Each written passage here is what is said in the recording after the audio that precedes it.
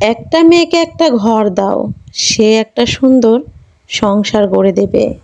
তাকে শুকনো একটু চাল দাও, খাওয়ার মতো ভাত করে দেবে। তাকে একটু ভালোবাসা দাও, তোমার জীবনটাকে সুন্দর করে দেবে। একটা মেয়ের কাছ থেকে এর বেশি আর কি চাও? আসসালামু আলাইকুম আমার প্রিয় ভাই ও বোনেরা, সকলে কেমন আছেন? আপনাদের এই নাটোরের বোন সুমি ফ্যামিলি ব্লগ চ্যানেলটি থেকে আজকে আবারও আরেকটি নতুন ভিডিও নিয়ে চলে আসলো আপনাদের মাঝে। আশা করি প্রতিদিনের মতো আজকের ভিডিওটিও আপনাদের কাছে অনেক বেশি ভালো লাগবে। তাই ভিডিওর শুরুতেই বলতেছি, লাইক দিয়ে আমার ভিডিওটির সঙ্গেই থাকবেন। আর এই তো আপনারা দেখতে পাচ্ছেন বাড়ির গাছের আম পেড়ে নিচ্ছি। আর এই আমগুলা পাড়তেছি কিসের জন্য সেটা ভিডিওটি দেখলেই আপনারা বুঝতে পারবেন। দুইটা আম পারলাম, তার মধ্যে একটা আম কিন্তু ফেটে গেছে। আর এদিকে আমার ছেলে আমটা দেখে খাওয়া শুরু করে দিছে। ও বলতেছে আমটা কিন্তু অনেক মজা আম্মু।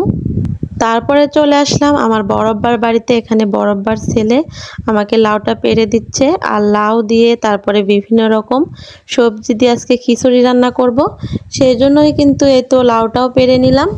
আমাদের এলাকাতে রাতে অনেক বৃষ্টি হয়েছে, তাই তো ভাবলাম আজকে সকালবেলায় খিচুড়ি রান্না করব। এই গাছের লাউগুলা কিন্তু অনেক ধরেছিল, এখন লাউ ধরাটা একটু কমে গেছে। তারপরও দু একটা করে থাকেই সব সময়। আর আমি তো প্রতিদিনই লাউ খাই, সেটা আপনারা যারা ভিডিও দেখেন আমার, তারা তো অবশ্যই জানেন। কয়েকদিন থেকে প্রচণ্ড গরম পড়ছিল আর খিচুড়িটা অনেক দিন থেকে রান্না করা হয় নাই। আজকে যেহেতু সুযোগ পাইছি, আবহাওয়াটা একটু ঠান্ডা আছে, তাই তো খিচুড়িটা রান্নার জন্য জোগাড় জান্তি চলতেছে। আর এখানে যে মিষ্টি কুমড়াটা আমি উঠাচ্ছি আজকে না, এটা কিন্তু কয়েকদিন আগের ভিডিও, সেটাও আপনাদের সাথে শেয়ার করছিলাম। আর এই মিষ্টি কুমড়াটা এখনও আমার ঘরে আছে, কারণ মিষ্টি কুমড়া না হলে খিচুড়িটা খেতে একদমই ভালো লাগে না। সেই জন্যই অনেক রকম সবজি দিয়ে আজকে খিচুড়িটা রান্না করে নেব। খিচুড়ি রান্নার জন্য সব কিছু নিয়ে চলে আসলাম আমার চুলার পাড়ে। আর এখনও কেটে কুটে নেওয়া কিছুই হয় নাই, শুধু সব কিছু নিয়ে আসছি, এখন সব কিছু কেটে নেব রান্নার জন্য। এই তো দেখুন দুইটা আম পাড়ছিলাম, একটা আম ছেলে খেয়ে নিছে। আর একটা আম দিয়ে খিচুড়ি রান্না করব। কাঁচা আম দিয়ে খিচুড়ি রান্না করলে কিন্তু অনেক বেশি ভালো লাগে। বাড়িতে যে কয় রকম সবজি ছিল, চাল ছিল, ডাল ছিল, সেগুলা দিয়েই খিচুড়িটা রান্না হবে। এখন এগুলা বসে বসে কাটবো আর আপনাদের সাথে অনেক বেশি গল্প করব। কারণ আপনাদের সাথে গল্প করতে তো আমার অনেক বেশি ভালো লাগে। কারণ আমার মনের কথাগুলো আপনারা এত সুন্দর করে গুরুত্ব সহকারে শোনেন, সেটা কিন্তু আমার অনেক ভাগ্যের ব্যাপার।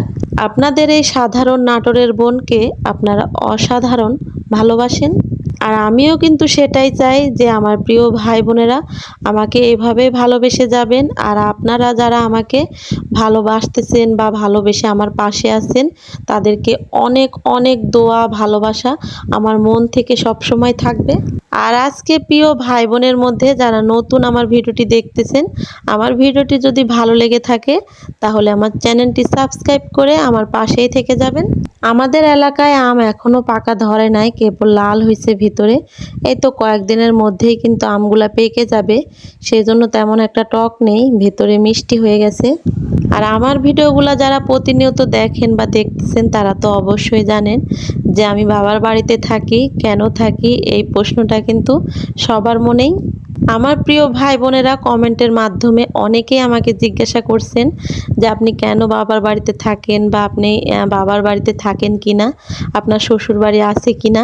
সেই ধরনের প্রশ্নের সম্মুখীন কিন্তু আমি অনেকবারই হয়েছি। আর এই প্রশ্নগুলো হওয়া কিন্তু একদমই স্বাভাবিক, কারণ আমার প্রিয় ভাই বোনেরা যে আমার ভিডিওগুলো দেখেন আমাকে কিন্তু ভালোবাসেন, আপন ভেবে নিছেন। আর প্রতিনিয়ত দেখতে দেখতে একটা মানুষের প্রতি মায়া জন্মায়, তারপরে একজনের প্রতি সব কিছু জানতে ইচ্ছে করে, সেটা কিন্তু একদমই স্বাভাবিক। কমেন্টের মাধ্যমে আমি অনেকে রিপ্লাই দিছি, তারপরেও সব কিছু কিন্তু কমেন্টে বলা যায় না বা বোঝানো যায় না যে কেন আমি বাবার বাড়িতে থাকি। আমার তো ভাই নেই, আপনারা সবাই জানেন যারা আমার ভিডিও প্রতিদিন দেখেন, সেটা আমি সব সময় আপনাদেরকে বলি যে আমরা দুই বোন, আমাদের ভাই নেই। আর আমি আমার বাবা মায়ের বড় মেয়ে, আর আমারও ছোট বোন আছে। আর আমার ছোট বোনের আমার থেকে 2-2.5 বছরের ছোট। ওরও কিন্তু বিয়ে হয়ে গেছে, দুইটা বাচ্চা আছে, আর আমার তো তিনটা বাচ্চা, সেটা তো আপনারা অনেকেই জানেন। আমাদের দুই বোনের বিয়ের পরে আমার বাবা মাও কিন্তু একাই থাকতো। আমার বিয়ের পরেও অন্য মেয়েদের মতো আমিও কিন্তু আমার শ্বশুর বাড়িতেই থাকতাম। আমার শ্বশুর বাড়িতেও আমার ঘর আছে, বাড়ি আছে, দেবর আছে, ভাসুর আছে, মানে আত্মীয় স্বজন আমার সব কিছুই আছে। কিন্তু আমার শ্বশুর শাশুড়ি বেঁচে নেই। আমার বিয়ের পরেও আমার শ্বশুর শাশুড়ি বেঁচে ছিল আর আমার শ্বশুর শাশুড়ির সঙ্গেই থাকতাম। আমার মেয়ের যখন ৫-৬ বছর বয়স তখন আমার শাশুড়ি মারা যায়। আর আমার ছোট ছেলে যখন পেটে ছিল তখন কিন্তু আমার শ্বশুরও মারা যায়। আমার শ্বশুর শাশুড়ি আমাকে অনেক বেশি ভালোবাসতো। আর আমিও কিন্তু আল্লাহর কাছে সবসময় মোনাজাতে দোয়া করি তাদেরকে আল্লাহ তাআলা যেন বেহেশতে নসিব করুক। এদিকে আমার বাবা মা কিন্তু একাই থাকতো আর ওদের খুব খারাপ লাগতো। একা একা আমার মায়ের ভালো লাগতো না। আর আমার মা কিন্তু অসুস্থই বেশি থাকে, যেহেতু আমার মায়ের ৩টা অপারেশন করা হয়েছে, অপারেশনের রোগী, সেজন্য তেমন ভারী কাজ করতে পারে না। আর আমার ছেলে মেয়েদেরকেও অনেক বেশি ভালোবাসে। আর আমার ছেলেমেয়েরাও আসলে নানির বাড়িতে আসার জন্য পাগল ছিল। আমি যদি আমার শ্বশুর বাড়িতে থাকতাম তারপরও আমার মেয়ে এখানে এসে থাকতো। আর আমার মা তো সব সময় কান্নাকাটি করতো আর বলতো যে আমাকে দেখার মতো কেউ নেই, আমাকে কে দেখবে, আমি অসুস্থ, আমি তেমন কাজ করতে পারি না। সেজন্যই কিন্তু আমার মায়ের কাছে এসে থাকা আমার। আর আমার হাজবেন্ড তো আপনারা জানেন যে দেশের বাহিরে থাকে। আর একা একা শ্বশুর বাড়িতে তেমন একটা ভালো লাগে না। আর এখানে থাকলে বাবা মাকেও দেখতে পারি, সেজন্য আসলে এখানে থাকি। আমি কিন্তু বলি যে আমার শ্বশুর বাড়িতে আমি চলে যাব, তখন কিন্তু আমার বাবা মা আমার উপরে অনেক বেশি রাগ করে। ওরা সব সময় বলে আমার যদি ছেলে থাকতো তাহলে আমাদেরকে রেখে আসলে চলে যেতে পারতো না। তখন এই কথাগুলো শুনলে অনেক বেশি খারাপ লাগে।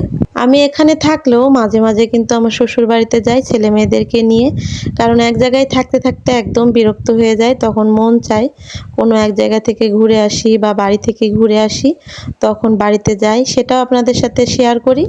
আগের ভিডিওগুলো দেখলেই আপনারা বুঝতে পারবেন।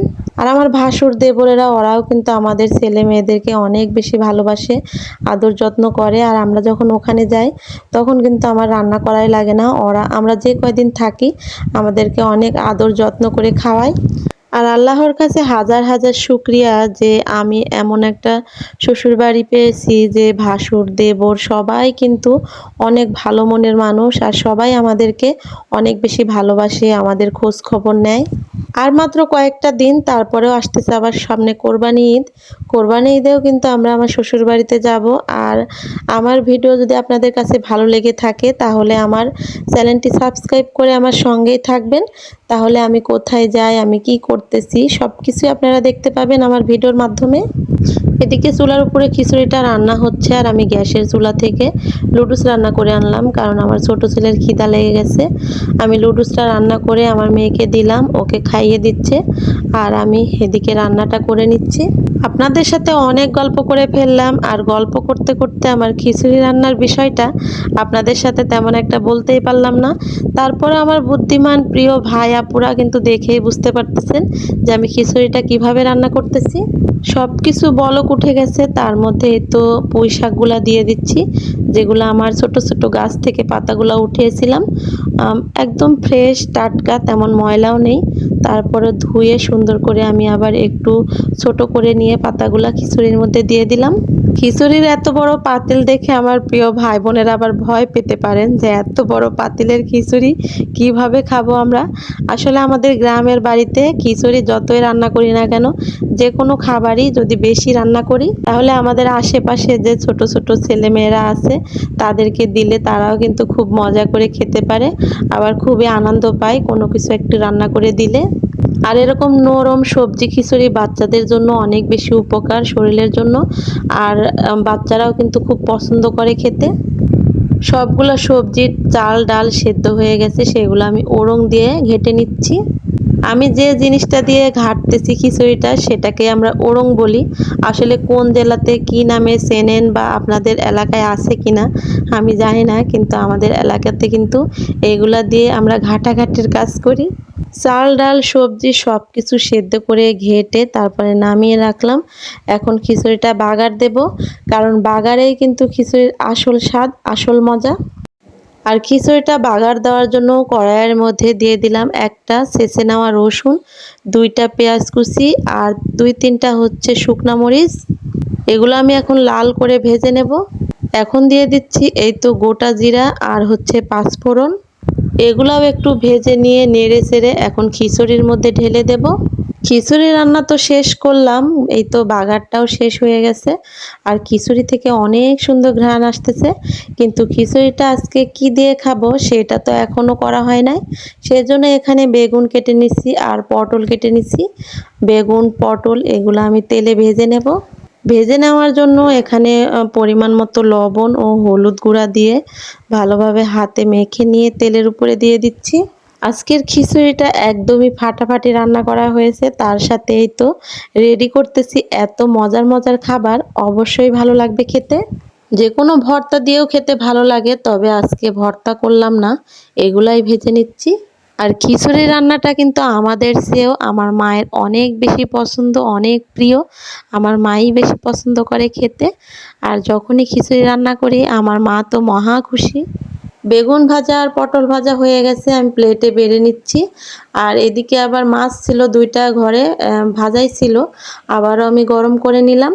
আজকে সকালে রান্না করতে করতে অনেকটাই দেরি হয়ে গেছে, কারণ বুঝতেই তো পারতেছেন কত রকম দিয়ে আজকে সবজি খিচুড়িটা রান্না করেছি। সেগুলো রেডি করতেও তো একটু দেরি হয়, আর সকাল সকাল তো বাড়ির আরও অনেকগুলা কাজ থাকে, সেগুলাও করতে হয়। আর সেগুলো সেরে নিয়েই সকালে রান্নাটা শুরু করছিলাম। আর আমি যে খিচুড়ির মধ্যে আমটা দিছিলাম সেটা কিন্তু খিচুড়িটা ঘাটার পরে দিছিলাম, কারণ আমটা যদি খিচুড়ি ঘাটার আগে দিতাম সেটা কিন্তু একদমই খিচুড়ির সাথে মিশে যেত, তাহলে ভালো লাগতো না। এই আমটা কিন্তু আমরা আচারের মতো করে একটু একটু ভেঙে ভেঙে তারপরে হচ্ছে খিচুড়ির সঙ্গে খাই, সেটাই ভালো লাগে। আমগুলাও খুব সুন্দরভাবে সিদ্ধ হয়ে গেছে। আজকের রান্নাটা এতটা লোভনীয় হয়েছে দেখেই কিন্তু খেতে ইচ্ছে করতেছে আমারই।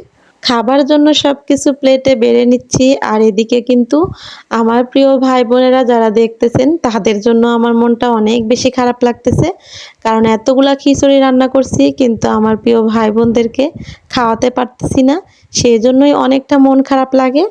খিচুড়ির সাথে নিলাম মাছ ভাজা, বেগুন ভাজা, পটল ভাজা, আর হচ্ছে শসা আর লেবু। আমার খাবারের আমি তো সবসময় প্রশংসা করি, আপনারাও করেন। তারপরেও আজকে আবারও জিজ্ঞাসা করতেছি যে আমার রান্নাটা আপনাদের কাছে কেমন লাগে বা কেমন লাগলো, সেটা অবশ্যই কমেন্টে আমাকে সবসময় জানাবেন। তাহলে আমার কাছে ভীষণই ভালো লাগে আপনাদের কমেন্টগুলো পড়তে। বিসমিল্লাহ বলে খাওয়াটা শুরু করে দিলাম, আর খেতে খেতে বিদায় নিচ্ছি। সবাই সুস্থ থাকবেন, ভালো থাকবেন। আল্লাহ হাফেজ।